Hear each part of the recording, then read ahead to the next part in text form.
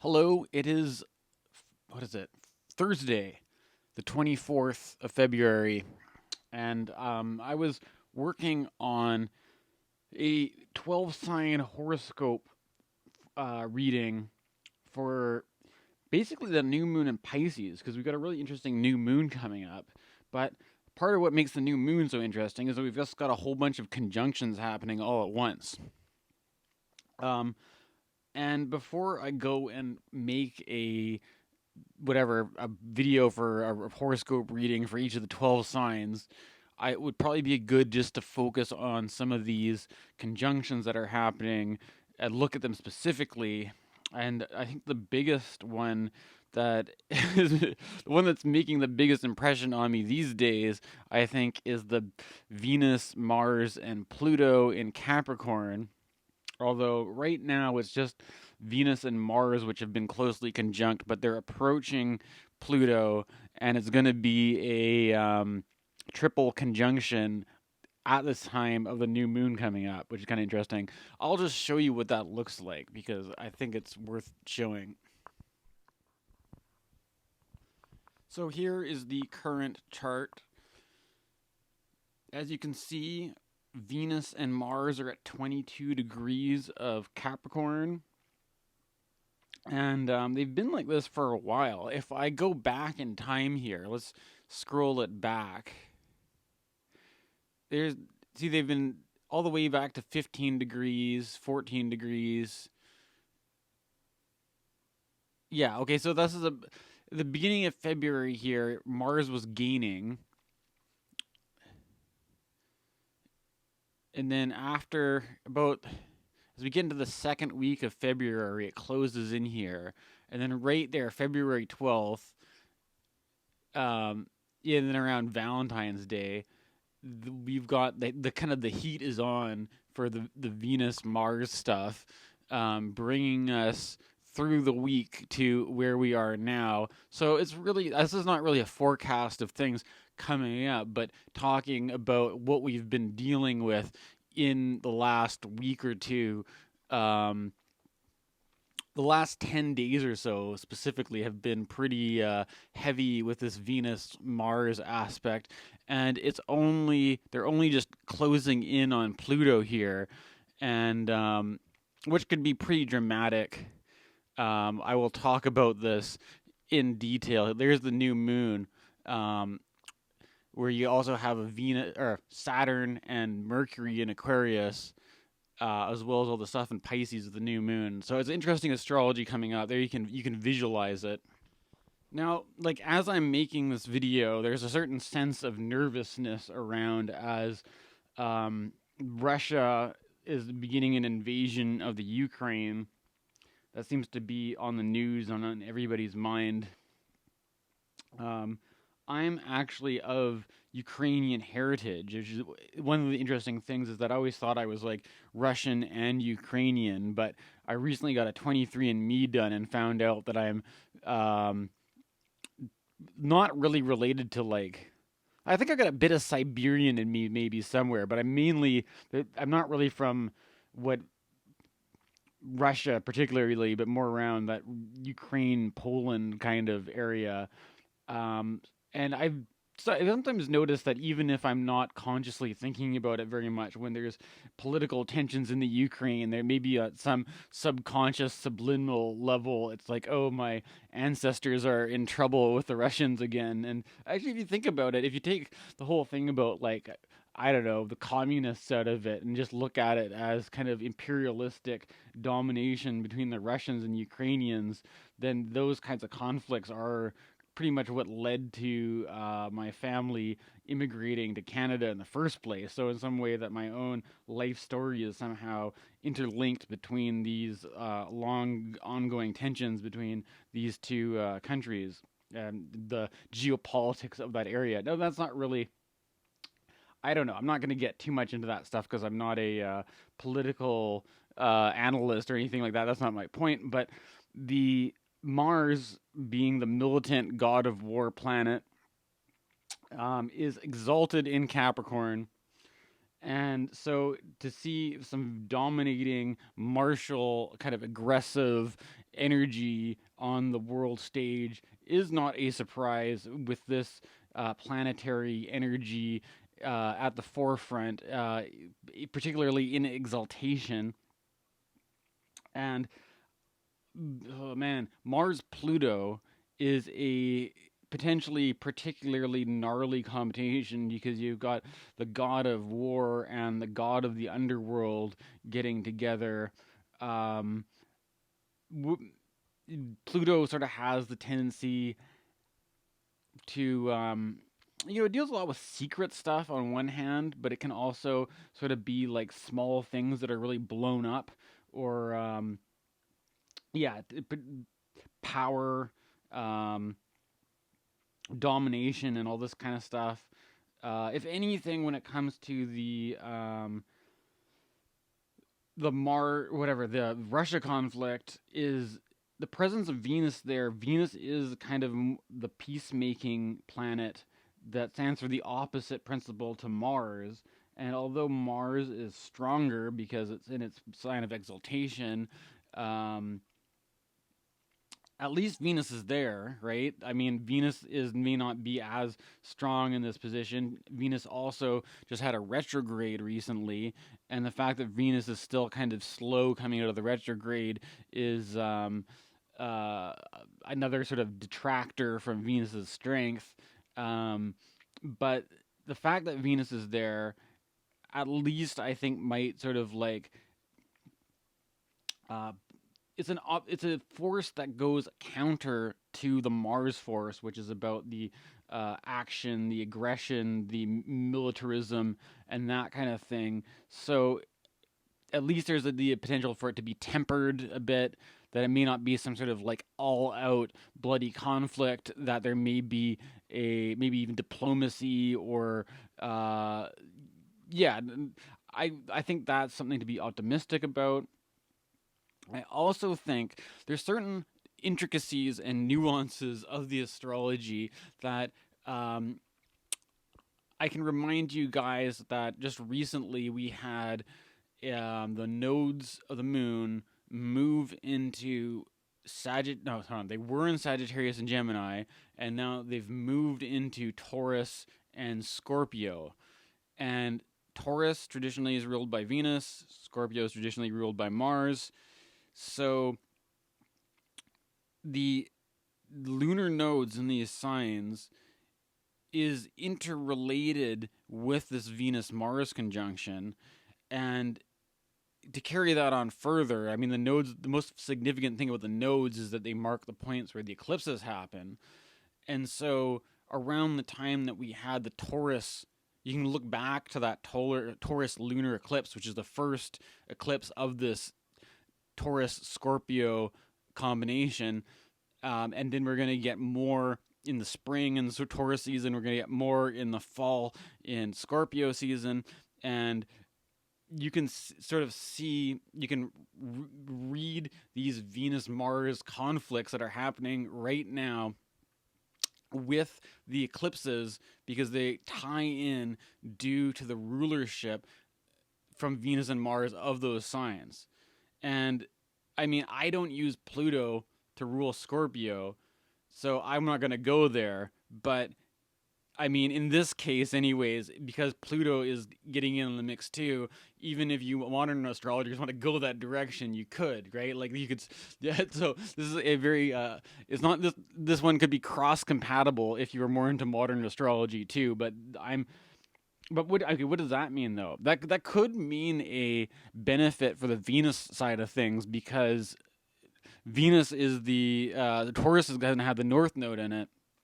Scorpio has the South Node. So although Mars is strong, it's also getting that South Node influence at the same time, which. But I mean, I don't know if that could just make things worse, though, right? Because I think the nodes have this sort of tendency to sort of blow things out of proportion, or it's like I think of them as like two ends of a magnet, right?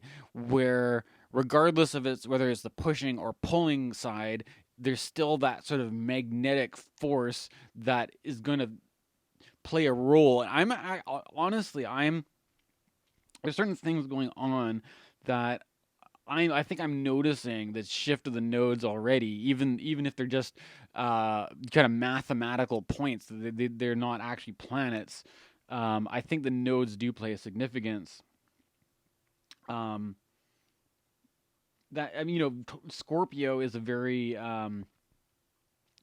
it's the night sign of Mars, so it's not quite as like that yangy military conquest, but it's more of this sort of like shady, secretive, mysterious, hidden kind of thing. I think that's probably why the people get the modern Pluto connection going there. Um, but there's Scorpio has this sort of hyper vigilant defensive quality. I think Scorpio's kind of defensive side of Mars, um, Aries is more of the offensive side of Mars, maybe. Um, but then the loss of the self node, the decrease, like there's can be a kind of a it can I think maybe it can create a sort of a sense of a hunger for Marsy stuff, or a kind of maybe you shouldn't be doing it, but you're doing it anyways kind of quality. Those influence of the node are going to play on Mars somehow. And this is another thing that I haven't talked. I didn't really mention this in my south node, north node videos, but eventually the north node is going to run into Uranus in Taurus too, which is going to be. I don't even know if that's going to be a good thing or a bad thing. Even apparently the Vedics just looked at the nodes as being malefics, both of them, and so it could get kind of hectic with sort of unexpected upheaval and stuff like that when you've got the North Node running into Uranus and stuff. I feel like I'm kind of getting off topic though, because now we're getting into this Scorpio Taurus, but my point is that is very much interconnected with the Venus and Mars as rulers of Taurus and Scorpio. Some other things going on. I don't know if I want to get too much into it with these videos, but the whole anti-vaxxer Canadian trucker convoy protest thing. I mean, that's kind of in the rear view now, as they were having all the arrests and the police breaking things up and stuff like that. I don't know how much of it's still going on. I'm a Canadian citizen living in Canada myself. I live on the West Coast though. And I don't know. I've know people who are share views with the kinds of people that are anti-vax protesters and such. Personally, I don't share those kinds of views. I don't know what the common trends are amongst people who watch astrology videos. A lot of the astrologers I know seem to be actually more. Well, I don't know. I mean, it's kind of a nuanced area. I'm noticing astrologers that I'm friends with. I'm seeing people taking different stances and getting into long Facebook comment threads that I'm not really I'm not that invested in it. I'm not going to follow along with everything going on with people talking to each other, but there's I've been thinking that with the Venus and Mars, one of the key words here is friction. Like there's a certain sense of social friction with. It may not be all out war like it is in Russia, but in some cases there may be the sense of friction amongst friends, or the friction of disagreements, polarized views, conflicts, all this kind of stuff. And not something that's just like going away quickly too, because this Venus and Mars thing, especially for the last 10 days, it's really been just, as if you were watching when I showed you on the app there earlier, the Venus and Mars conjunction has just been side by side, those two planets just moving along there for the last couple weeks. I don't necessarily see it as a bad thing. Even if you can look at some of the manifestations in the news with the Russia thing. I think it's a great example, and I think the protests in Canada, I think, have been a great example of this Venus Mars dynamic. Um, at some level, we might just look at all this stuff and just be like, "What a mess! What a headache!"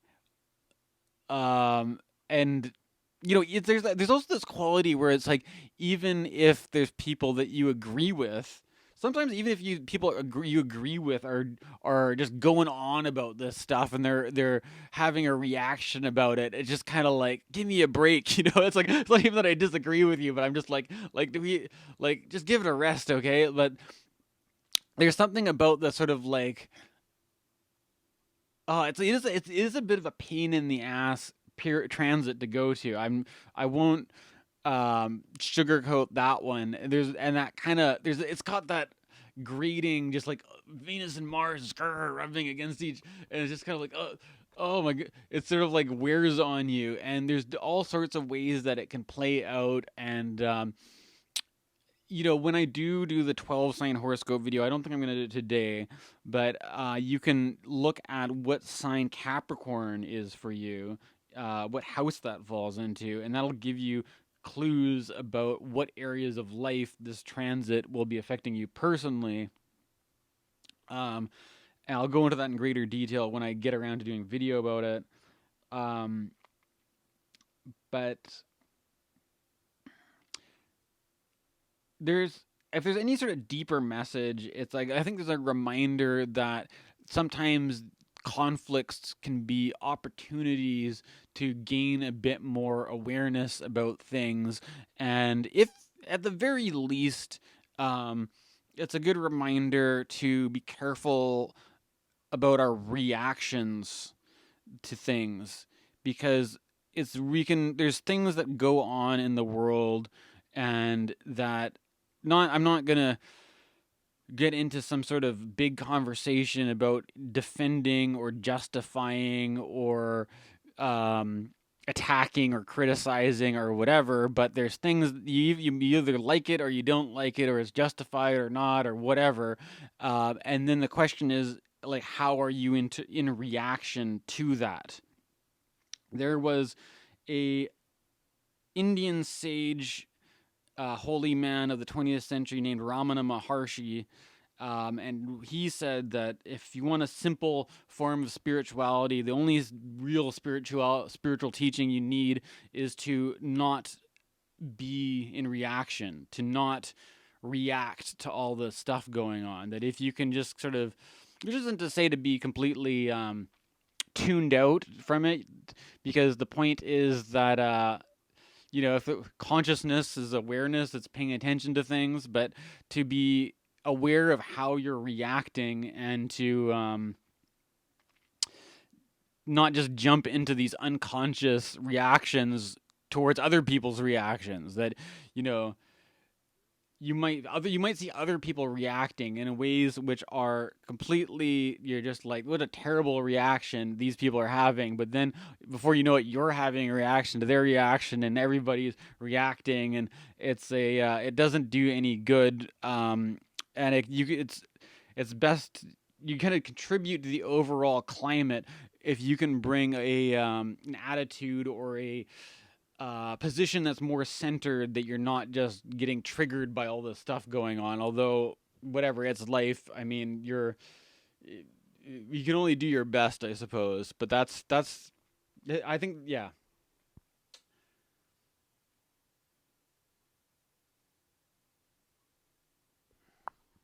Okay, so I was talking about how Venus stands for social stuff, general significator for friends and relationships, and when you put that together with Mars, creates social friction. Could also create some tensions in relationships. Um, we just came out of some Venus retrograde stuff, and I don't know, I was feeling a bit down about having to set some boundaries with an ex and whatnot. It's kind of ongoing thing for me, though. I won't get into that, but um, another thing that Venus stands for, aside from just things about like social stuff, is that Venus is the ruler of aesthetics, of beauty, of art, of creativity, and in the midst of all this intense energy that we've got going on, I mean, maybe it depends on exactly how it hits your chart, but just speaking in general terms, when you put together the Mars in its exaltation, a strong, exalted Mars in a comfortable territory where it can act and do the things it wants to do, and then you blend that with Venus, the planet which is about beauty, which is about aesthetics, and they're both as an Earth sign, which is about the material, the sensuous, the physical.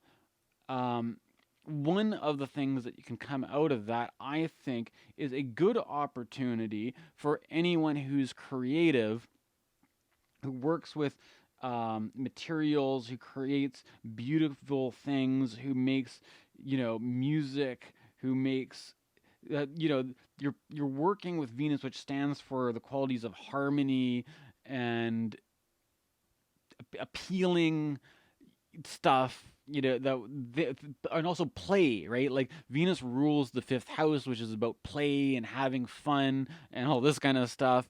And then you put that together with an exalted Mars who's got basically more energy on hand than normal. And there may be some other factors which may seem a bit heavy, like the Mercury Saturn thing. It might slow you down a bit, but the right now when Mars is exalted in Capricorn with Venus, I and you bring in Pluto there. Okay, no, let's not forget about Pluto, because Pluto brings a certain kind of like the lava underground building pressure and this sort of, the undercurrents that need to come out, and so there's it could be a therapeutic quality to art making, working with the sort of hidden forces beneath the surface, bringing in that Pluto stuff, and maybe giving a bit of a cathartic release, maybe. Or there's also, I mean, Pluto, that whole thing about transformation, which too often becomes a kind of a trite kind of like whatever keyword slogan you can throw in for Pluto stuff. Doing the actual transformative work may be more difficult than it is to just talk about it. But if there's, it's kind of like this high, it's almost a cliche, that one about high pressure situations making diamonds and things like that, but that's when you put Mars and Pluto and Venus together, there's we can work with a sort of sense of pressure that's in the climate right now. And if you're an artist anyways, I think there's an opportunity to use these pressures creatively to do some really good work right now. And I have you been noticed, haven't noticed I haven't been doing as many astrology videos because I'm kind of going in that direction myself. You've also got this whole Sun in Pisces with Jupiter and stuff like that, which is nice. On the other side of that, I'm focusing this video more on the Venus, Mars, and Pluto stuff, but I thought I would throw this in as another angle to what's going on. That it's not just all about war and conflict and all this kind of stuff, that you can, but there's some intense energies and we can work with them in ways which are yeah, I don't know, put it into something cool rather than, being an imperialistic asshole or like being a jerk to people who may not have the same opinion as you or something. I don't know, right? Like just some suggestions anyways. Some other ideas about this. I think when I think about Venus and Mars conjunct in Pluto, Venus stands for desire and Mars stands for action. And if there's one thing that I've noticed about people who have Venus and Mars conjunct in the same sign as a natal placement, is that there seems to be an attitude that people are mobilized to acquire their desires in a way that maybe other people may not be. And I think in, I know people in my life. I'm not gonna name names.